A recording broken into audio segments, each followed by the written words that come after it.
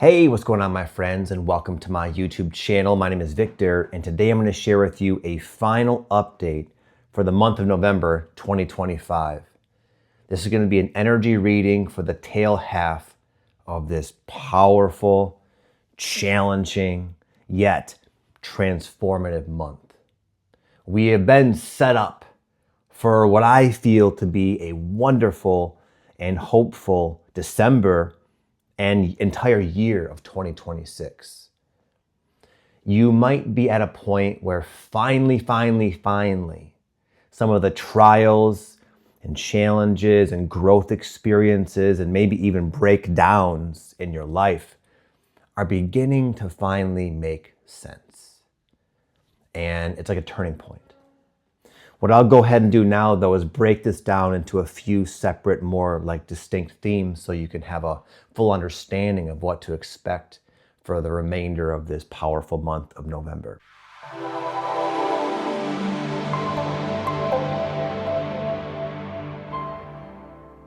So it's like we're finally coming out of what I sometimes call a spiritual winter. A spiritual winter is what you could probably already imagine it to be. It's when things in your life aren't going the way you had expected, unexpected challenges, delays, setbacks, etc. Also causing you to have reactions, old feelings, old patterns, old beliefs being stirred up. Your snow globe is shaken. And the combination of the unexpected challenges and change paired with your reactive tendencies from the past can create quite an unpleasant, chaotic situation. That on all levels, it's like nothing we would ever prefer to like put ourselves into or put ourselves through, but it's like the perfect cocktail for transformation. It's a perfect storm of scenarios and inner affects, as they call it in psychology, like they're corresponding things that are triggered up with you, in you. And from here, we can create a lot of different breakthroughs, new insights, new awarenesses, new capabilities, new talents, more of yourself, more of your consciousness, more of your empowerment, more of your worthiness. All this stuff can finally start to kind of rise from the ashes. And that's what is happening now. It's kind of like the end of what has been quite a long, prolonged series of transformational cycles. So if you're about at your wit's end, wondering when it's finally gonna start to, when you're finally gonna break through, it's starting to happen now. You maybe already feel it, even if it's a bit subtle. But these winters, they can be long. And they can be hard and they can be cold. But like anything in life, they don't last forever. And the cool thing about people like you who gravitate towards videos like this, not just because it's me, but just the general nature of what I'm talking about here, is I can almost guarantee that you tend to be productive in the winter time. These cycles are being given to everybody on this planet right now. But unfortunately, most people don't know what's happening, and therefore they don't know how to use these energies and these circumstances to their advantage. Two people can be experiencing the same type of challenge, having the same type of stuff come up, and one of them, when it all clears, is going to be better for it, and another person's not. They're going to be like weighed down, defined, limited by it. And that is the sad story of most human beings, because they're not aware that they have the power within themselves to capitalize and use anything and everything in their life for their highest good, where you do. And I know a lot of you have been going through some tough times. I see it in the comments. I've been doing a lot of coaching and I hear from a lot of people. And what I would venture to guess is that in this spiritual winter, you have not sat pointlessly just waiting for it to be over, but you've learned a lot. Have you not learned a lot about life, about yourself, about nature, about who you are, what you truly value, what really matters to you? When things go wrong in our life, oftentimes what becomes crystal clear is our true values. I remember, as an example, years ago, my wife was giving me a haircut and she noticed this new mole on the back of my head. And she said something like, "Ooh, I don't like the way that made me feel. I recommend you get it checked out." And I did. I went to the doctor, not thinking anything of it. And the doctor had the exact same reaction. He said, "Ooh," just like that. And he says, "Well, it's a good thing your wife sent you in." And I was like, "Jesus, why? What's the deal, buddy?" He said, "It looks like melanoma." Melanoma is like one of the most severe skin cancers. In fact, a good friend of mine just died from it recently. He was a couple years younger than me. But the point is, like, he said that, and I was like, oh my God. He said, "Okay, we're going to give it a biopsy." And, it was about a week time I had to wait where I didn't know what it was. And during that week, as you could probably imagine, the first thing I did is I went out to my car and I Googled, what is melanoma? How bad is it? What's the survival rate? And I was very alarmed at what I saw. Obviously, it's very serious. And I went for about a week in like a crisis where I really was like thinking about, like, what if I was to die young? I have young children, I have a wife, I have responsibilities, I have a lot of life to live. I don't want to go yet. I've got work to do. I like my life. And it was a crisis. It was a situation that caused me to feel completely out of control, which a health crisis can.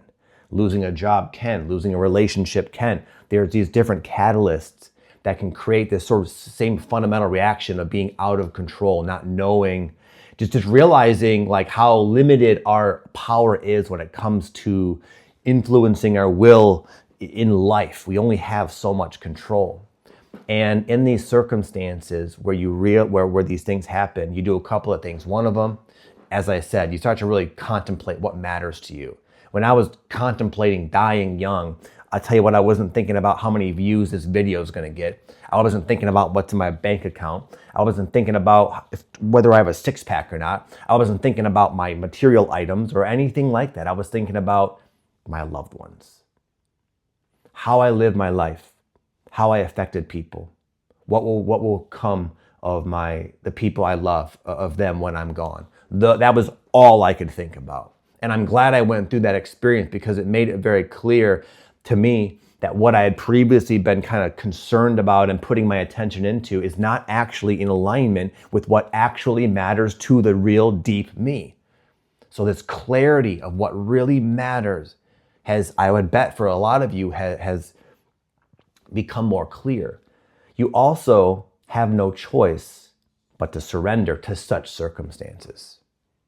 Maybe I'm going to go, maybe I'm not. It is what it is. What's there is there. Luckily, just so you know, it was not melanoma. It was benign completely. But nonetheless, the experience was very real. And interestingly enough, when people go through these cycles, a lot of times the situation is benign in the end. Maybe, for example, you go to work one day and you overhear a rumor of a couple coworkers talking, and they're saying this company is probably going to shut down at the end of the year. And as you hear that, it just cuts you. It penetrates you. You're pinged. You're triggered. Oh my God, what's going to happen? And you go home and you start wondering about what you're going to do. You can't think of how you will get another job, and this is all you have. And you start going through all of these feelings as if it was actually going to happen. But then you go through the feelings and you realize what matters to you. You realize you're going to be okay. You realize you never had any control to begin with, that you can't really put your safety in the hands of the boss or the job or the relationship or your health, even nothing. There's another way, and it's letting go and letting God and letting the universe sort of, going with the flow of life. And you realize these things, you learn these things, and you have like almost a completely different outlook on life. And then you go into work and you realize, oh, they were mistaken. They misheard so-and-so, and your job is safe. The mole's benign. You never need the relationship to begin with. You're better off without, or they come back. Regardless, is a lot of these circumstances, they tend to resolve themselves once we get the lesson. And in the end, it's just we're like a new person, basically, and nothing actually happened. But it can really seem dire at times. So you may have been faced with circumstances like I described in your own way, your own version of that, where you felt out of control, where you felt unsafe, and you were thinking about what really, really matters to you. And that is like the blessing of the spiritual winter that most people don't get, because they just get caught up in the spiral and the chaos and the panic almost. And then of course it's eventually over. Nothing lasts forever, but they're kind of like disoriented as a result, where you are stronger, you are more wise, you are more rooted in your truth, ready to take on the world basically when spring finally comes. And what I feel happening for a lot of folks like you is this exact thing. It's the coming of spring, and you have learned, you have grown, you have evolved, you've expanded, you've deepened your true self. And now you're like ready to rock and roll with a whole new timeline. That's, I think, what is happening as well right now. You may have experienced like long chapters of your life theme closing unexpectedly. Maybe creating this effect I was just explaining a second ago. But there's always another chapter, my friend. And you know this. Even though when that one is closing and you're not ready for it and you weren't expecting it, you don't think like that. You're not really oftentimes thinking rationally about, oh, well, there's just another chapter. It's okay. I'll just be patient and have faith and trust. No, most of the time we don't do that, do we? But it is what's happening. And by now you might even start to have, at the very least, like a hint of where you might be heading. Now, what I feel right now about this new timeline is it's a big change. It's like a big, huge positive change. Sometimes when this happens, it can almost seem unbelievable. So even though you might have some faint awareness of like at least what you would prefer your life to be, you might have a lot of like disbelief, where like it's like, yeah, that would be nice, but I don't see how that's going to happen. I'm not sure how I'm going to pull that off. Not sure I'm ready for that. But you wouldn't be thinking about it. These chapters wouldn't be closing behind you. Your boats wouldn't be on fire behind you if you weren't actually ready for it. And this is a month where you finally start to see how it's possible. A lot of times a big dream initially can feel impossible and seem impossible on paper and logically. But eventually, as you start to as life kind of, as it can do, sometimes push you into it anyways. You feel like nudges into it anyways. Then all of a sudden, as you're walking the path even a little bit, you begin to see clues. You begin to attract to yourself opportunities and synchronicities and the right people, the right players, the right pieces. And all of a sudden, you're like, oh, wow, maybe this can happen all along. You can allow your new timeline to kind of unfold before your eyes as you take it seriously, though, as you put in the work, as you trust the part of you that knows this is more you than that.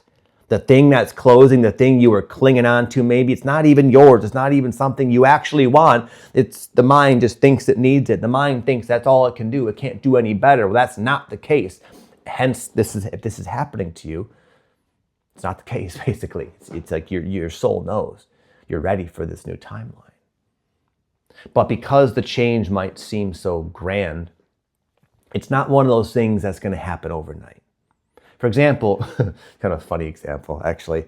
I play a lot of games with my family, and we play euchre. And once in a while, when I'm down, I will, as a joke, but also kind of seriously, I'll pray to, I call him Archangel Bob. I'll pray to Archangel Bob, I'll say, for a loner. A loner's you only can go up to 10 in euchre, and a loner gives you 4 points, which is a huge deal. You can as you can imagine, it's a big deal, and they're very rare. But I'll pray for a loner, and almost every single time I freaking pray for that loner, I get one. It's crazy. Little miracles can happen here and there.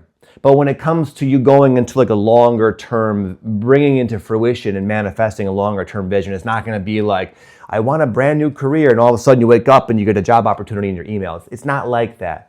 It requires a great deal of breaking down, a great deal of learning lessons, a great deal of maturation, a great deal of hard work, and a great deal of time. But nonetheless, all these things, even though they might seem kind of random and haphazard, are actually all connected to you moving towards that higher timeline. But it might not be something that happens next week or next month. It's something you're heading into this next year. So it's a time to really choose to go for it and to do what you can and to trust that you'll be given everything you need when you need it. Oftentimes not before, to satisfy your racy mind, but when you actually need it, it will be there. And in the interim, you can work on a couple of things: patience and trust. Patience, because sometimes you're heading somewhere and then you maybe even begin to think, oh, this is how I'm going to get there. And it's not it, and it can be kind of random. In fact, I'll share a quick story. Years ago, I had this strong intuition to run what I called an online retreat. Prior to this online retreat, I was doing a lot of in-person retreats in Sedona and Las Vegas, and it was so rewarding and so amazing. And I thought, man, I would love to create this experience for people who can't, fly to Sedona from wherever they are in the world. And I did. I created this I launched it basically. I launched it to my YouTube channel, my email list, and I expected a lot of people to join. And it had so much passion and inspiration behind it. And to my disappointment, nobody joined. It was a complete flop and failure. I expected hundreds of people, and I got in the end 10, which doesn't sound that bad, but I was expecting a lot more, and I put a lot of energy into it. And I remember about midway through the launch when only 2 people had joined, and there's only a couple of days left, and I thought, oh my God, what an epic failure. And I was just really worked up for a variety of reasons. I was depending on that. It was like my big payday. It was how I earned my money, and it didn't work where I was used to things working by that time. I was also just questioning things because it felt so right to do that. It felt so inspired. I was like, it didn't make sense to me how something so inspired could flop so horribly. And yet there it was happening. And eventually I chose. I woke up one day and I said, you know what? I trust that energy. If it's just me and these couple of people, well, I'm gonna give them an experience of their life. I'm gonna show up and I'm gonna blow their freaking minds, because I know this feeling. I know this is something I was meant to do, even if it's for these 2 people, basically. And then eventually, 7 or 8 more joined, and it was a wonderful, powerful experience. And even then, at the end, I was like, what was all that? Why was there so much energy behind that, so much intuition to do it when only 10 people came on? And then I had this idea, this random idea. It was to promote it again, but not call it an online retreat. Apparently, that didn't land with people, but to call it group coaching. And then it became huge. I would have at one point multiple cohorts of 20-something people that I was taking through this simultaneously, 50, 60 people at a time, basically. And it was a huge part of my career, very rewarding and very impactful, very powerful. And it taught me a lot about how to transform groups of people, how to transform their lives. And it was a very amazing thing. And it took my career to a whole new level. But the point is, it didn't start out exactly as I thought. So your first clue, your first idea, your first attempt, it might not be it. But what you'll find, if you can be patient and you can trust, is it very will likely lead to it, the way, the road, the map, the how. But it requires patience. And even though it can seem like you're going off on these tangents and making these mistakes along the way, as you look back, as I look back, I can see, oh, I needed all that. I needed all the mistakes. I needed the clarity. I needed the data. I needed to go down that way. I needed this to collapse for me to have this idea to create this thing. You see, it's all stuff you don't have to think too much about. That's also a wonderful attribute to gain and to cultivate during these winters, during these transitions, during these sort of long-term timeline shifts, you might say, is the realization that you don't have to know everything. You don't have to make it happen and think so much. You just have to be focused on the present moment. The higher mind can orchestrate all of these different events. It knows what you're going to do, when you're going to do it, and what's going to happen. It knows how what happens is going to affect other people and what they're going to do and how you're going to respond and how it all connects. And somewhere along the way, our minds got the impression that it needs to do all that. And we put on ourselves so much strain, unnecessary strain, trying to make things happen, figure things out, when all along we can allow and we can flow and we can marvel in the brilliant synchronicity that ties all of these things together until such time where we wake up and realize, oh my God, I've made it. That big crazy ass dream, all of a sudden I'm there, it's my life, and it feels like a fit. And all the drama, all the turmoil, all the problems, they are part of it too, because that's how we kind of grow into this new timeline.